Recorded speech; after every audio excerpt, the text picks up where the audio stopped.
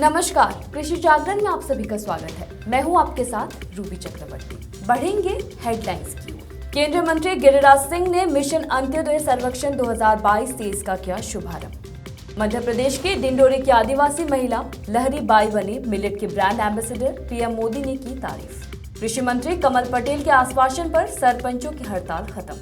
कृषि जागरण मलयालम के लिए एमवी जैन की कृति विद लव राजलक्ष्मी टीचर को प्रिंट मीडिया में सर्वश्रेष्ठ लेख का मिला पुरस्कार। आंगनबाड़ी में निकले 53,000 पदों पर सीधी भर्ती, करे आवेदन। पश्चिम बंगाल में अंडा बना धंधा, 20 लाख लोगों को मिलेगा रोजगार। दूध का सबसे बड़ा उत्पादक देश बना भारत। किसानों को मुफ्त में बीज वितरित कर रही है राजस्थान सरकार। किसान मोर्चा के वरिष्ठ नेता युद्धवीर सिंह का बड़ा ऐलान, 20 मार्च को संसद के बाहर होगी किसान महापंचायत। मोरनी में यूरिया न मिलने से किसान परेशान। दूध के बाद अब महंगी हुई दाल, कीमत में 100 रुपए की बढ़ोतरी। एक बार फिर से बदलने वाला है मौसम का मिजाज, कई राज्यों में बारिश का अलर्ट जारी।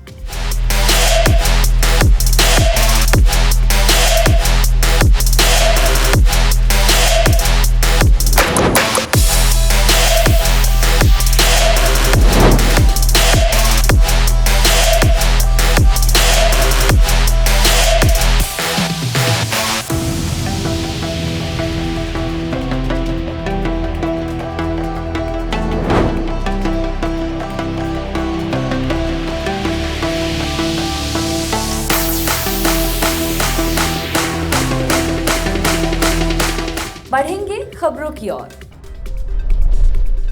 केंद्रीय मंत्री गिरिराज सिंह ने आज नई दिल्ली में एक समारोह में मिशन अंत्योदय सर्वेक्षण 2022 और 23 का उद्घाटन करते हुए इसके पोर्टल और मोबाइल एप्लीकेशन को लॉन्च किया है।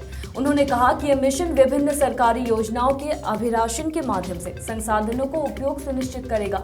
इस कार्यक्रम में ग्रामीण विकास राज्य मंत्री फग्गन सिंह कुलस्ते, साध्वी निरंजन ज्योति, ग्रामीण विकास और उपभोक्ता मामले, खाद्य और सार्वजनिक वितरण राज्य मंत्री कपिल मरेश्वर पाटिल, पंचायती राज राज्य मंत्री शामिल थे। इस कार्यक्रम में राज्य और केंद्र शासित प्रदेशों के मंत्रियों और वरिष्ठ अधिकारियों ने वर्चुअल रूप के माध्यम से इस कार्यक्रम में हिस्सा लिया।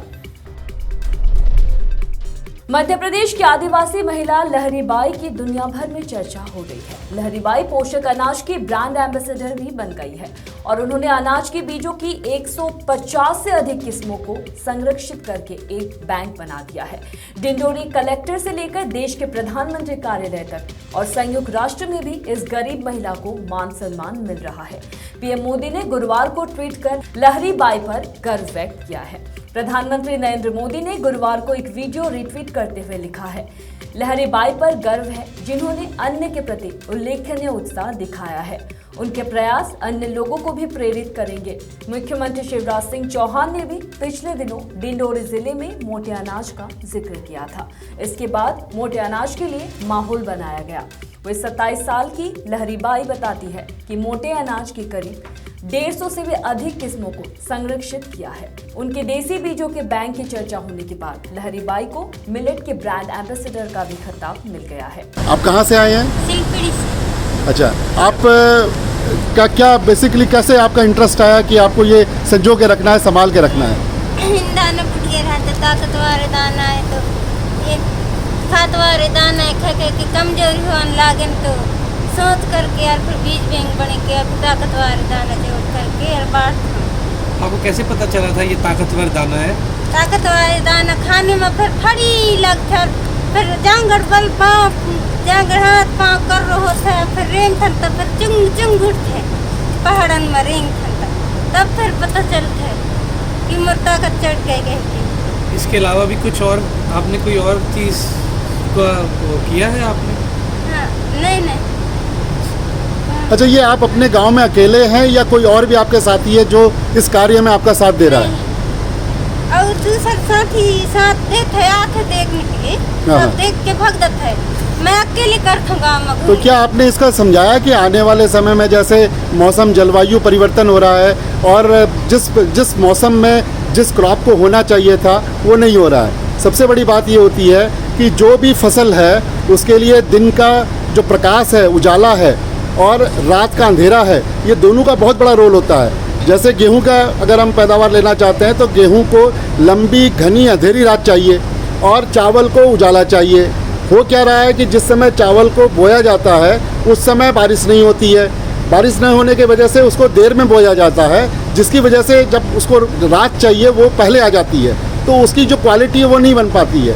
तो मुझे लगता है कि आप लोग बहुत अच्छा कार्य कर रहे हैं। जिस कार्य को शायद सरकार को करना चाहिए था उस कार्य को आप लोग कर रहे हैं, इससे धन्यवाद के पात्र हैं। और साथ ही साथ हमारी जो विरासत है उसको संजो के रखे हैं, जिसमें मैं समझता हूँ कि आपका बहुत बड़ा मतलब भगवान के रूप में आप माने जाओगे आने वाले समय में, क्योंकि भगवान ही अपने जो परंपरा है उसको बचा के रखना चाहती है। बाकी सब परंपरा में आते हैं, उसको एंजॉय करते हैं और आगे चले जाते हैं, लेकिन भगवान हम जिसको बोलते हैं कि एक शक्ति है, एक शक्ति के नीचे हम खड़े होते हैं और हम कहते हैं कि वो शक्ति ने सब कुछ बचाया है, तो वो शक्ति के रूप में आप ही हैं जिसने इतनी बड़ी तपस्या के साथ में ये सारे चीज़ों को संजो के रखा है। और आने वाली पीढ़ी जब हमारा जलवायु परिवर्तन होगा, जैसे आज हम देखते हैं कि चीता को हमने बुलाया है अपने देश में, जो हमारा बायोडाइवर्सिटी है उसके अंदर में चीता का क्या रोल है आज हमें समझ में आया है।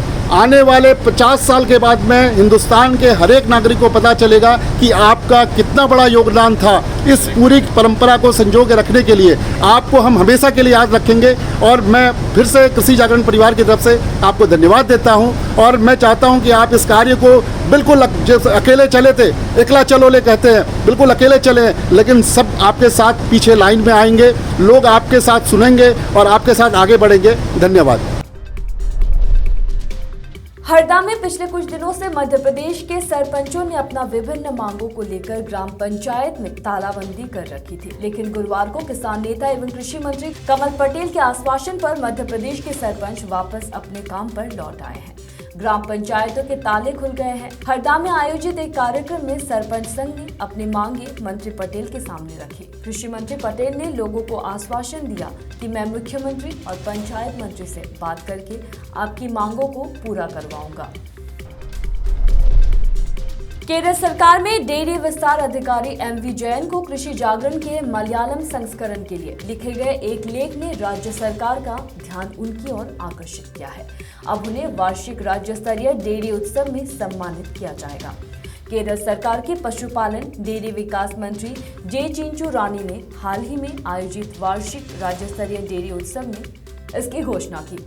लेख एक अच्छे शिक्षक के बारे में है जो मवेशी पालने और दूध के विपणन के अपने अटूट जुनून का पालन करती है। कृषि जागरण मलयालम के संपादक सुरेश मुथुकुलम ने कहा है कि राज्य स्तर के मंच पर हमारे लेखकों को सरकार से जो मान्यता मिल रही है उसमें मैं अभिभूत हूँ। ये पहली बार नहीं है जब कृषि जागरण के लेखक ने राज्य स्तरीय फार्म मीडिया पुरस्कार जीता है। इससे पहले भी डेयरी विकास विभाग केरल सरकार के एक डेयरी फार्म प्रशिक्षक एमवी थॉमस ने कुछ साल पहले कृषि जागरण मलयालम के कई संस्करणों में अपना योगदान के लिए एक पुरस्कार जीता था। अगर आप भी एक महिला है और सरकारी क्षेत्र में नौकरी करना चाहते हैं तो आज हम आपके लिए बड़ी खुशखबरी लेकर आए हैं। इस सरकारी नौकरी की सबसे खास बात यह है कि इसके लिए 8वीं पास महिलाएं भी आवेदन कर सकती है। दरअसल महिला एवं बाल विकास मंत्रालय ने आंगनबाड़ी में सहायिका के पदों के लिए बम्पर भर्ती निकाली है। इसके लिए आवेदन की प्रक्रिया जारी हो गई है। इन पदों के लिए आवेदन करने की इच्छुक उम्मीदवार महिला के पास किसी भी मान्यता प्राप्त संस्थान से 8वीं पास की डिग्री होनी चाहिए। न्यूनतम आयु 18 वर्ष, अधिकतम आयु 40 वर्ष है। पशुधन संस्थान विकास विभाग के मंत्री स्वपन देवनाथ ने बृहस्पतिवार को कहा कि पश्चिम बंगाल सरकार का दिसंबर 2023 तक अंडा उत्पादन में आत्मनिर्भर बनने का लक्ष्य है। उन्होंने कहा कि सरकार इस मुकाम को हासिल करने के लिए उद्योग को और अधिक समर्थन देने को तैयार है। हालांकि उद्योग जगत के विशेषज्ञों का मानना है कि यह लक्ष्य बहुत आशावादी है। देवनाथ ने कहा, हम मांस उत्पादन में आत्मनिर्भर है क्योंकि यह हमारी मांग का 135% है। हम अपने अधिशेष मांस का निर्यात कर रहे हैं। हमने दिसंबर 2023 तक अंडा उत्पादन में आत्मनिर्भर बनने का लक्ष्य रखा है और उद्योग से उत्पादन बढ़ाने को कहा है। मंत्री ने कोलकाता अंतर्राष्ट्रीय पोल्ट्री मेले के उद्घाटन के अवसर पर ये बयान दिया है। मौजूदा समय में राज्य 1203 करोड़ अंडे का उत्पादन करता है और 237 करोड़ अंडे की कमी है। भारत चीनी के बाद दुनिया का सबसे बड़ा दूध उत्पादन करने वाला देश बन गया है। इस बात की पुष्टि केंद्रीय मत्स्य पालन, पशुपालन और डेयरी मंत्री पुरुषोत्तम रूपाला ने की है।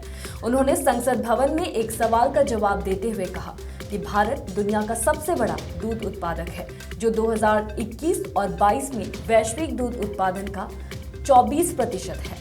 खाद्य और कृषि संगठन कॉरपोरेट सांख्यिकी डेटाबेस यानी कि FAOSTAT के उत्पादन आंकड़ों के अनुसार भारत दुनिया का सबसे बड़ा दूध उत्पादक है, जो 2021 और 22 में वैश्विक दूध उत्पादन का 24% हिस्सा है।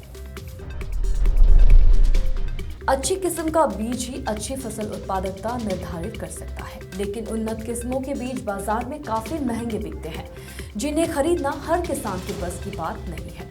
यही वजह है कि सरकार की ओर से इन बीजों पर अनुदान उपलब्ध करवाया जाता है।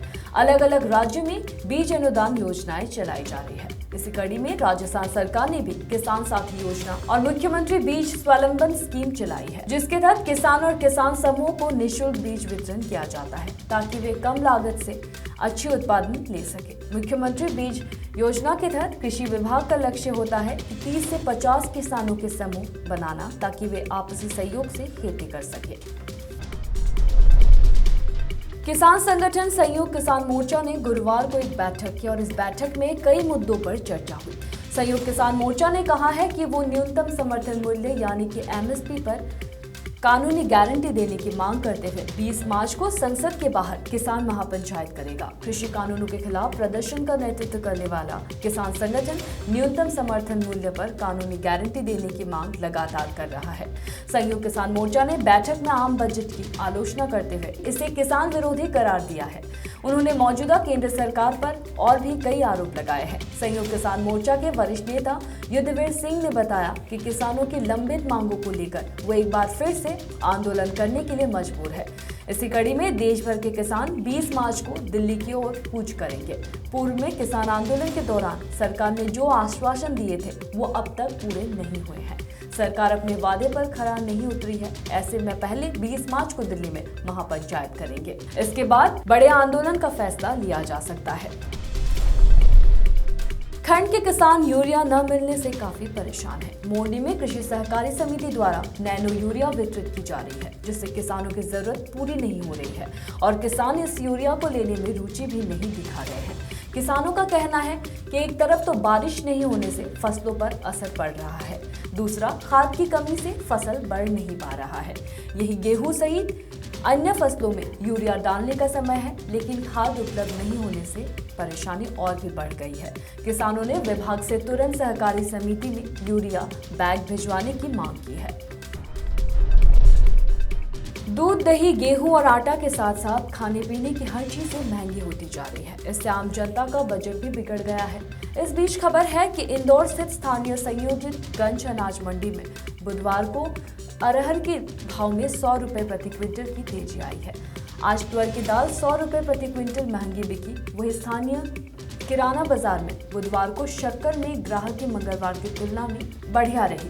कारोबारी सूत्रों के मुताबिक शक्कर में 4 गाड़ी की आवक हुई है। देश भर के मैदानी राज्य दिल्ली, पंजाब, हरियाणा, उत्तर प्रदेश, बिहार, राजस्थान, मध्य प्रदेश, छत्तीसगढ़, झारखंड, पश्चिम बंगाल, ओडिशा जैसे राज्य के लोगों को अब ठंड से राहत मिल गई है। यहाँ दिन के वक्त तेज धूप निकल रही है, जो लोगों को अभी से ही चुभने लगी है। वही पहाड़ी क्षेत्र में अभी भी बारिश और बर्फबारी का दौर चल रहा है। वही इस बीच मौसम विभाग ने कई राज्यों में बारिश की संभावना जताई है। आज शुक्रवार को राष्ट्रीय राजधानी यानी कि दिल्ली में आसमान साफ रहेगा।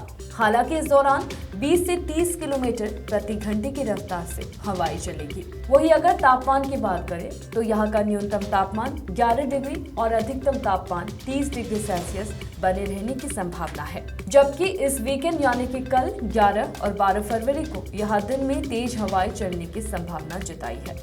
फिलहाल कृषि जागरण में मेरे साथ इतना ही। खबरों का सिलसिला जारी रहेगा। अधिक जानकारी के लिए देखते रहिए कृषि जागरण। धन्यवाद।